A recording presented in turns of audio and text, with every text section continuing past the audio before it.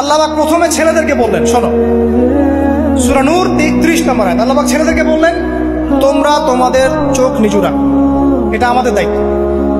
প্রত্যেকটা ছেলের দায়িত্ব বেগানা মেয়েকে দেখলে চোখটা কি করবে? নিচু। তাহলে আপনি সিডিউসড হবেন, এক কথা।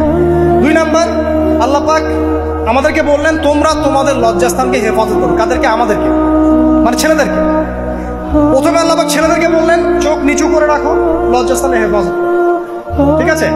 সূরা বানী ইসরাঈল আল্লাহ পাক বললেন, জিনার ধারের কাছেও যেও না, ধারের কাছেও যেও। আল্লাহ পাক আরো বললেন, যদি কেউ জিনা করে ফেলে সূরা নূরে, তাহলে তাকে 100টা বেত্রাঘাত করতে হবে। কয়টা? 100টা, এবং 1 বছরের জন্য তাকে বহিষ্কার করতে হবে। আল্লাহ পাক শাস্তিও দিলেন, শুধু তাত্ত্বিক বিধান দেন নাই, শাস্তিও দিয়েছেন। কারণ শুধু তাত্ত্বিক বিধান দিয়ে হবে? আমি যদি ওয়াজ করে বেড়াই, ভাই মদ খায় না, মদ খায় না, কোনো শাস্তি না অ্যাপ্লাই করি, তাহলে কি মদ ছাড়বে মানুষ? আমরা যদি বলি হত্যা করা মহাপাপ, মহাপাপ, দুর্নীতি করা মহাপাপ, মানুষ দুর্নীতি ছাড়বে? ছাড়বে না, যতক্ষণ না শাস্তি নিশ্চিত করা যাচ্ছে। আল্লাহ পাক তাত্ত্বিক কথা শুধু বললেন না, শাস্তিও নিশ্চিত করলেন। তারপর আল্লাহ পাক আরো বললেন, যদি বিবাহিত কোনো ব্যক্তি ব্যভিচার করে, তাহলে তাকে রজম করতে হবে, মাটিতে পুঁতে তাকে পাথর নিক্ষেপ করে হত্যা করে। ঠিক আছে? শাস্তি। এরপরে দেখেন আল্লাহ পাক মেয়েদেরকে বলছেন, মেয়েদেরকে বলছেন, তোমরা মূলত ঘরে থাকো, যদি বাইরের পরিবেশ তোমাদের অনুকূলে না থাকে, তোমরা ঘরে অবস্থান করো। ওয়াকরনা ফি বুয়ুতিকুন্না ওয়ালা তাবাররুজনা তাবাররুজাল জাহিলিয়াতিল উলা।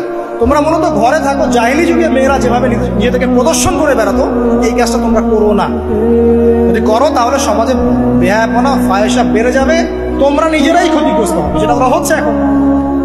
আচ্ছা, এরপর আল্লাহ পাক আরো বললেন, হে নবী, আপনি আপনার স্ত্রী এবং মুমিন নারীদেরকে বলেন, তারা যদি বাহিরে যায় যেন জিলবাব দিয়ে তাদের পুরো বক্ষ দেশটাকে ঢেকে নেয়। তাহলে পোশাকের সংস্কৃতির শেকড় কোত্থেকে শিখবো? আমি কোত্থেকে শিখবো? আল্লাহ পাক কর্তৃক নাজিলকৃত সর্বশেষ ঐশী গ্রন্থ থেকে শিখবো নাকি? যে বইয়ের মধ্যে কোনো ভুল নাই সেটাই তো আমার শেখার মাধ্যম হবে নাকি? নাকি যে দর্শনে 1000টা ভুল সেটা শিখবো আমি?